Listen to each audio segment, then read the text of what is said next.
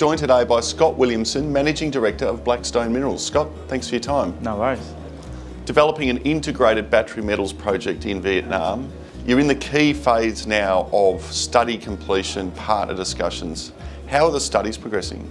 Yeah, so at the final stages of the definitive feasibility study for the downstream refinery and also the mine concentrator study. So the mine will be completed towards the end of the year, but the refinery DFS will be completed around August. So yeah, it's great to be getting to those last stages of the study, working with some key engineering groups, so GR Engineering on the mine study and Wood Group for the refinery, so one of the world leaders in hydromet. While the results aren't yet complete, are you pleased with how the studies are progressing? Yeah, so we've done a lot of work on the piloting as well, so that was an important step and we completed that last year. So it was about 12 months of piloting and that was important data to feed into the study, so we were able to get better recoveries than we thought. So the numbers were better than the pre-feasibility study, so on recoveries, so that's great.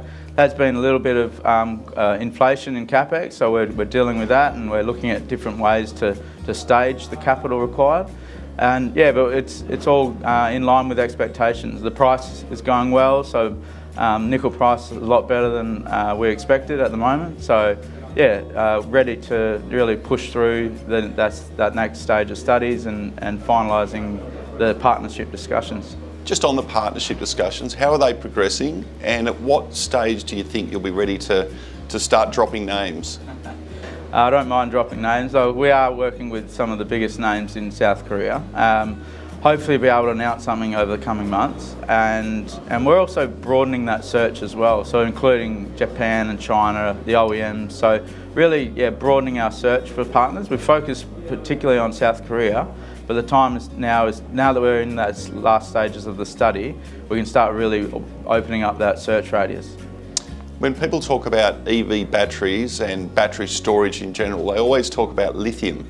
They seem to forget nickel. Yeah, nickel is an important component. It gives you the long range for the electric vehicle, it gives you the energy density.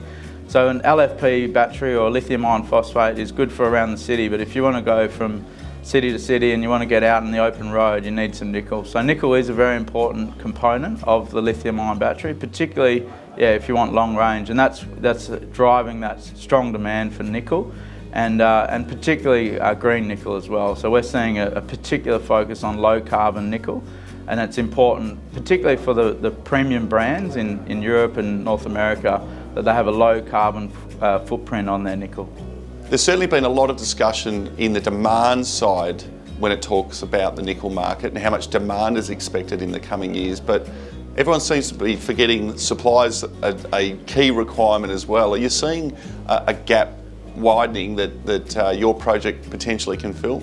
Yeah, so it's interesting. There is plenty of supply coming out of Indonesia, and what we're seeing is that unfortunately that dirty nickel out of Indonesia is not going to cut it for some of these premium brands. So we've got a lack of supply of good, clean, green nickel. We've got an abundant supply of dirty nickel out of Indonesia. So the market's not really sure what that all means, and so that the price is doing its thing and the price is hanging in there. But yeah, it's this sort of transition where the market's still trying to work out, well, how important is green nickel and sulfide nickel? Sulfide can drive the green credentials, sulfide can drive low operating costs. So yeah, there's a bit of a gap opening up. There's plenty of supply of nickel laterite out of Indonesia, but unfortunately, sulfide nickel is the one that is required and it's the most difficult to discover and develop.